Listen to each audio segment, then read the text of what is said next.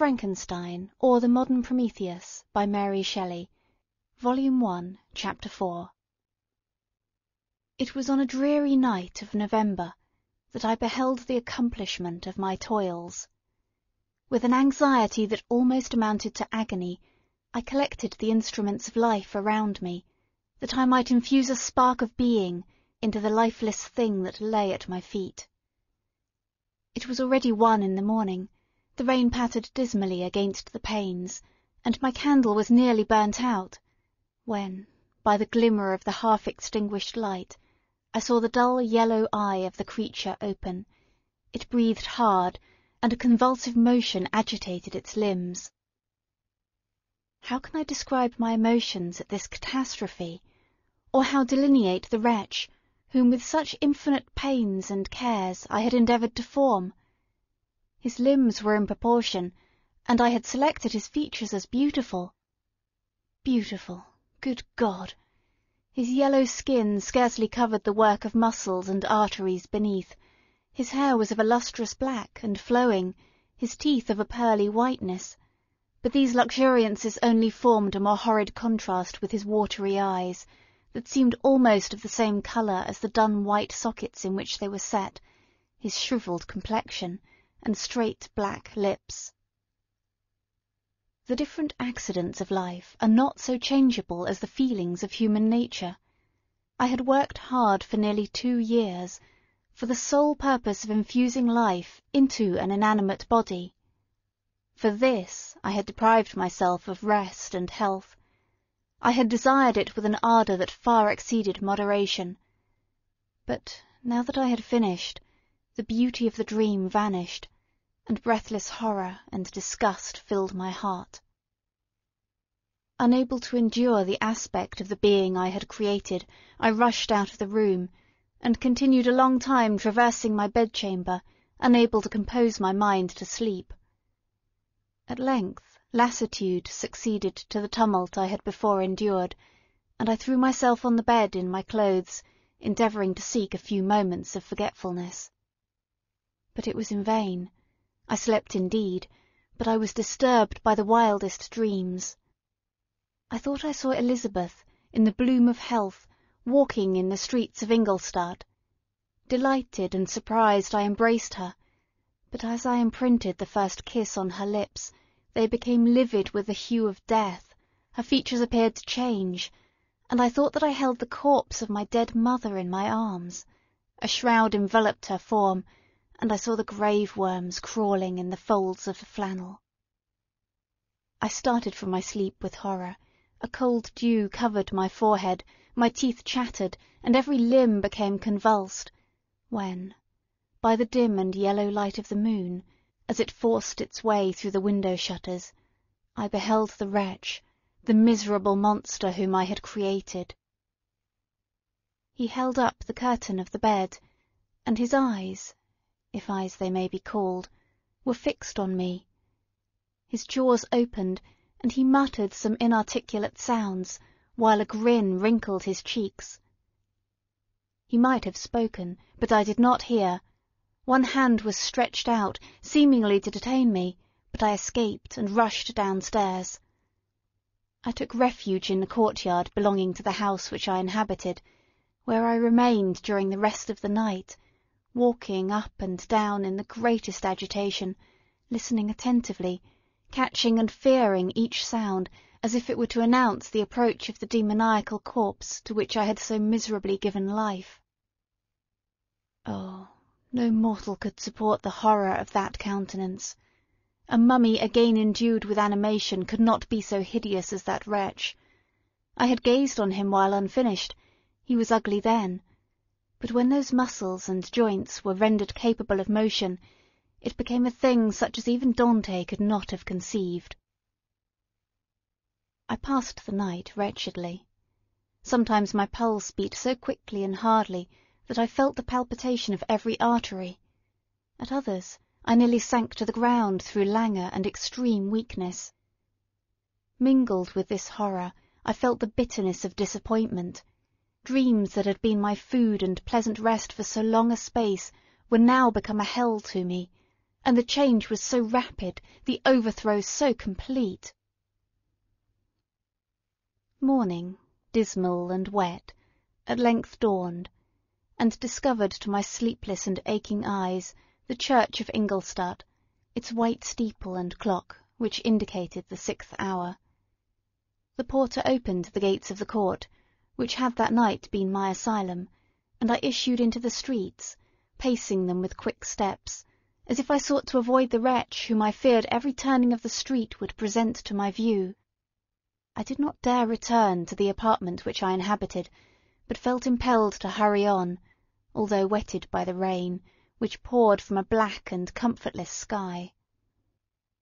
I continued walking in this manner for some time, endeavouring by bodily exercise to ease the load that weighed upon my mind. I traversed the streets without any clear conception of where I was or what I was doing. My heart palpitated in the sickness of fear, and I hurried on with irregular steps, not daring to look about me. Like one who on a lonely road doth walk in fear and dread, and having once turned round walks on, and turns no more his head, because he knows a frightful fiend doth close behind him tread. Continuing thus, I came at length opposite to the inn at which the various diligences and carriages usually stopped.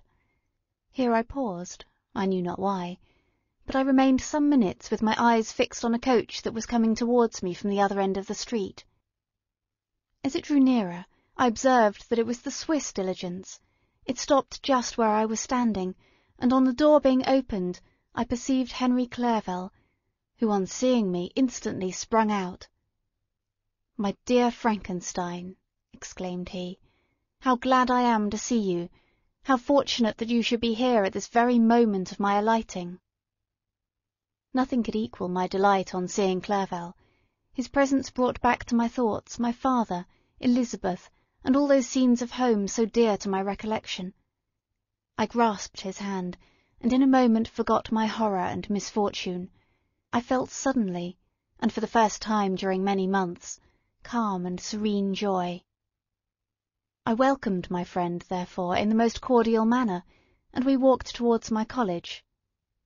Clerval continued talking for some time about our mutual friends, and his own good fortune in being permitted to come to Ingolstadt. "You may easily believe," said he, "how great was the difficulty to persuade my father that it was not absolutely necessary for a merchant not to understand anything except book-keeping; and indeed I believe I left him incredulous to the last, for his constant answer to my unwearied entreaties was the same as that of the Dutch schoolmaster in the Vicar of Wakefield. "I have 10,000 florins a year without Greek, I eat heartily without Greek." But his affection for me at length overcame his dislike of learning, and he has permitted me to undertake a voyage of discovery to the land of knowledge. "It gives me the greatest delight to see you, but tell me how you left my father, brothers, and Elizabeth." "Very well, and very happy, only a little uneasy that they hear from you so seldom. By the by, I mean to lecture you a little upon their account myself. But, my dear Frankenstein," continued he, stopping short and gazing full in my face, "I did not before remark how very ill you appear, so thin and pale, you look as if you had been watching for several nights." "You have guessed right.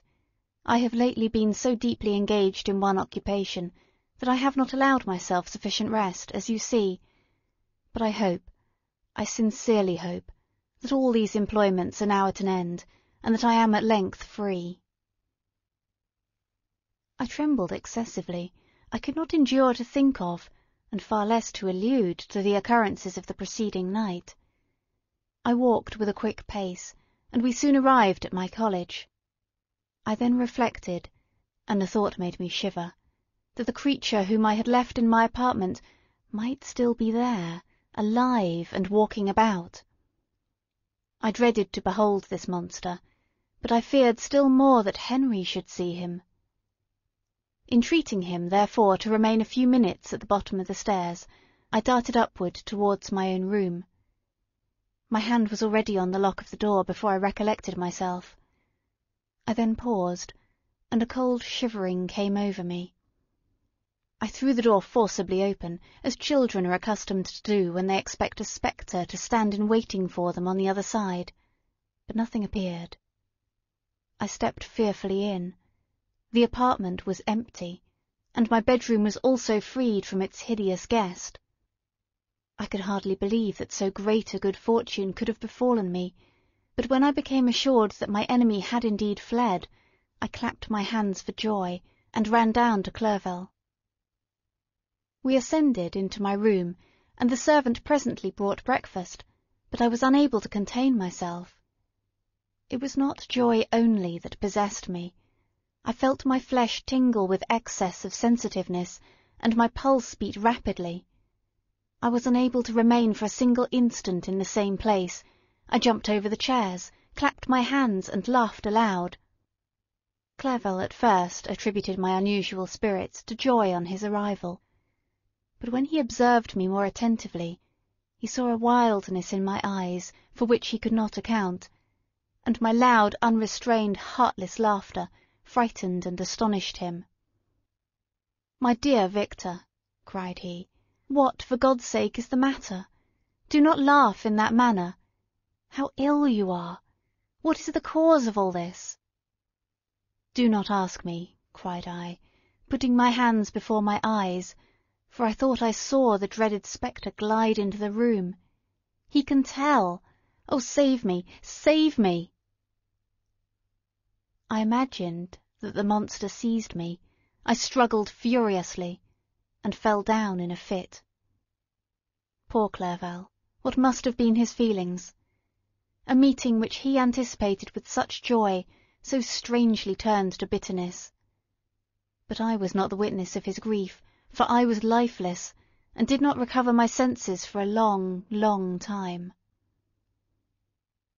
This was the commencement of a nervous fever which confined me for several months. During all that time Henry was my only nurse. I afterwards learned that, knowing my father's advanced age and unfitness for so long a journey, and how wretched my sickness would make Elizabeth, he spared them this grief by concealing the extent of my disorder. He knew that I could not have a more kind and attentive nurse than himself, and firm in the hope he felt of my recovery, he did not doubt that, instead of doing harm, he performed the kindest action that he could towards them. But I was, in reality, very ill, and surely nothing but the unbounded and unremitting attentions of my friend could have restored me to life. The form of the monster on whom I had bestowed existence was for ever before my eyes, and I raved incessantly concerning him. Doubtless my words surprised Henry.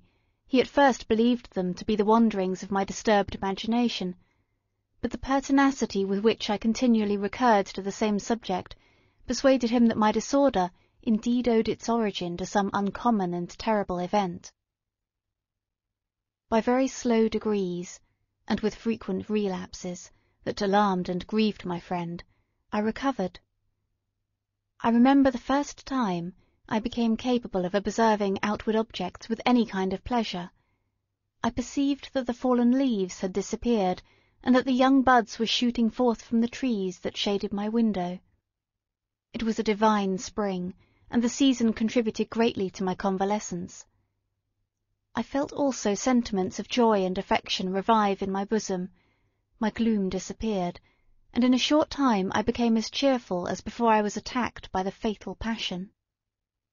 "Dearest Clerval," exclaimed I, "how kind, how very good you are to me! This whole winter, instead of being spent in study, as you promised yourself, has been consumed in my sick room. How shall I ever repay you? I feel the greatest remorse for the disappointment of which I have been the occasion, but you will forgive me?" "You will repay me entirely if you do not discompose yourself, but get well as fast as you can, and since you appear in such good spirits, I may speak to you on one subject, may I not?" I trembled. One subject. What could it be? Could he allude to an object on whom I dare not even think? "Compose yourself," said Clerval, who observed my change of colour. "I will not mention it if it agitates you, but your father and cousin would be very happy if they received a letter from you in your own handwriting. They hardly know how ill you have been, and are uneasy at your long silence." "Is that all, my dear Henry? How could you suppose that my first thought would not fly towards those dear, dear friends whom I love, and who are so deserving of my love?" "If this is your present temper, my friend, you will perhaps be glad to see a letter that has been lying here some days for you. It is from your cousin, I believe."